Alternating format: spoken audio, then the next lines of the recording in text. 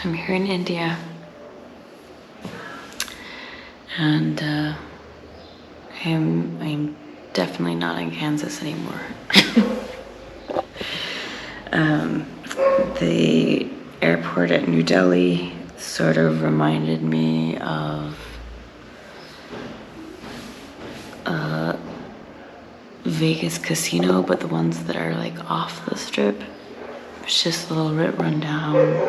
Everything kind of had this smell of mildew, and yet it was voted the best and cleanest airport in India and South Asia the last 5 years. So my perspective is just a little off.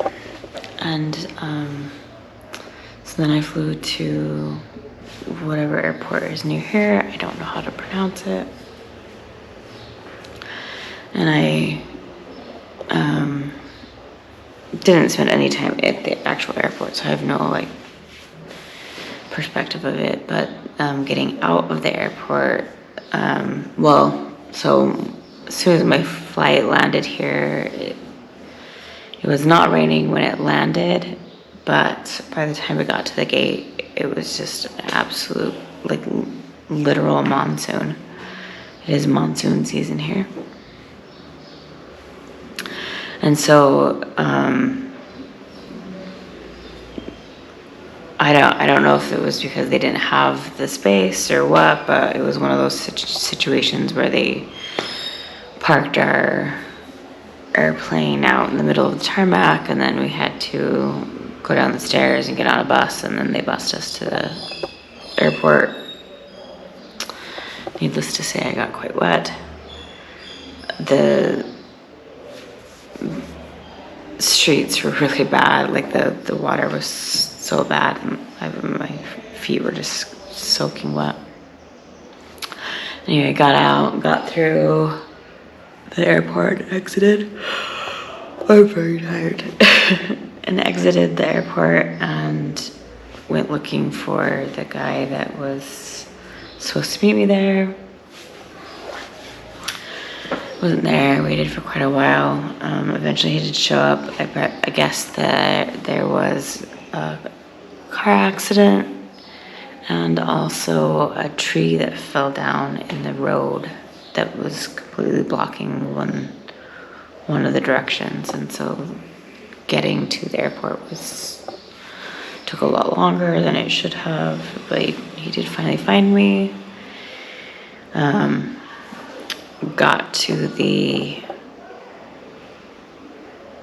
van that he was driving. I don't know if van's the right word, but I don't know what to describe it.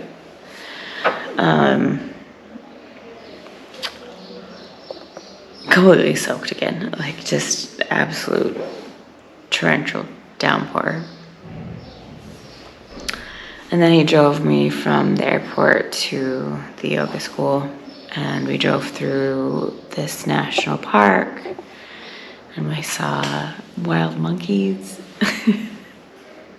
He said that there are wild elephants there, although he usually sees them at nighttime when there's no traffic, and they head down to the river, which is unfortunate, but he said there's also tigers and leopards that live in that national park. So a lot, very different animals than what we have in the US. The monkeys were cool though. Anyway, we drove through the national park, and then we got into the city of Rishikesh and drove through Rishikesh to the yoga school. And people do not like obey traffic laws. They drive on the wrong sides of the road and kind of do whatever they want. They like stick to the traffic laws for the most part until it no longer works for them, and then they just abandon them. And he showed me the car accident. They like literally just left the car in the middle of the road, like literally in the middle of the road, just left it there. I don't know what they're gonna do with it, but it was just sitting in the middle of the road, and so kind of the only things that you could do was, you know, to drive around it with part of it, so everybody was driving on the wrong sides of the road. The roads are really narrow, everybody honks constantly, partially to like get people to move, but also like partly as an indicator of like, hey, I'm coming. Here I come. There are cows everywhere. And the driver of the van was very friendly, thankfully.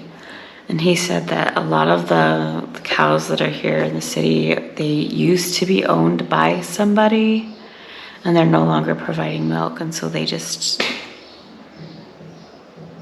like abandon them in the streets. He and his family have a tradition that their naan every night for dinner, when they have their, you know, their bread, their naan or whatever.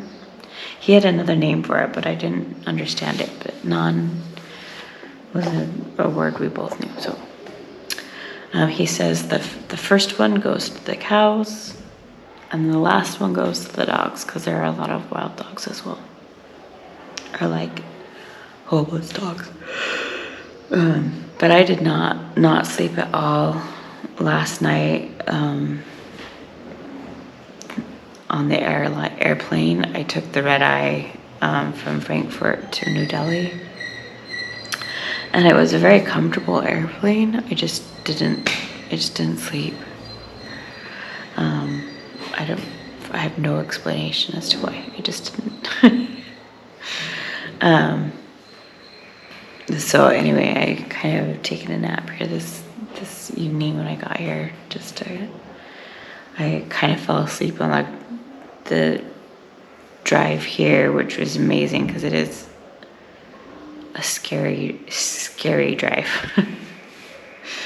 There was at one point, like when he dropped me off at the school, that he had to get somebody to help him back down off the street, and it was like, it should have been a one-way road, but it's not, and so you honk. Let people know you're coming. So yeah, anyway, I'll show you, like, here's my room.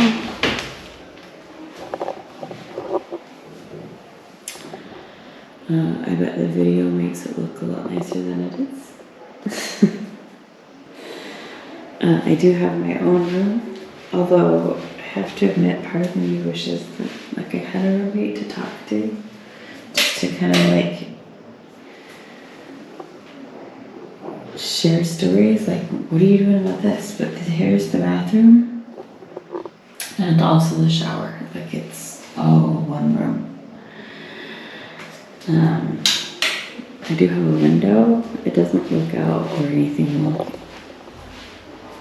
particularly lovely, but it's a window. Not all the rooms had windows. So,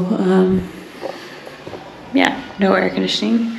The driver said that monsoon season started yesterday or the day before, and it should go through the end of August, which is exactly the time frame that I will be here. So that's fun. I will be here for the entirety of monsoon season, which, you know, hopefully will help it keep it stay cool.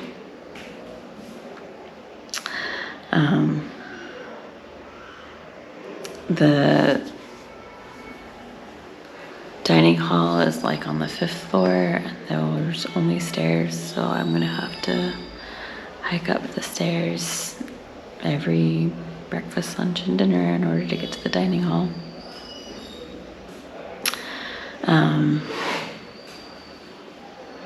The school doesn't actually start until tomorrow, which is good because I am exhausted, but I'm still kind of worried even at that. Like, I'm really tired. So hopefully the first couple of days they'll go easy on us a little bit while I regain my strength. But if they don't, then They don't. I'll just push myself. So anyway, I'm in India. There is a movie that sort of describes, or that like is like visually is very much like what I have just experienced, and I'm going to try to figure out what it is. I can't remember, but it's kind of like an independent film that does a really good job of giving a description of what it was like for me as a foreigner, having never experienced anything like this before, to come here. The other thing I mentioned to the bus driver guy that Rishikesh is a holy city, and he said, yeah, it technically is, although anymore nobody really like respects it as a holy city. There's quite a few slums, and he pointed out several of the slums along the river.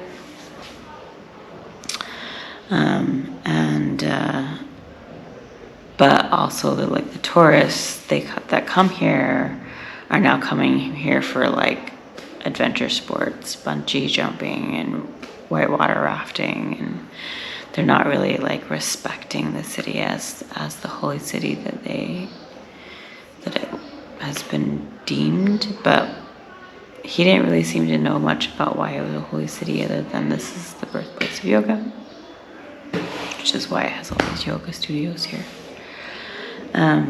So yeah, anyway, Rishikesh, India. I will check back in later. I'm gonna go back to sleep.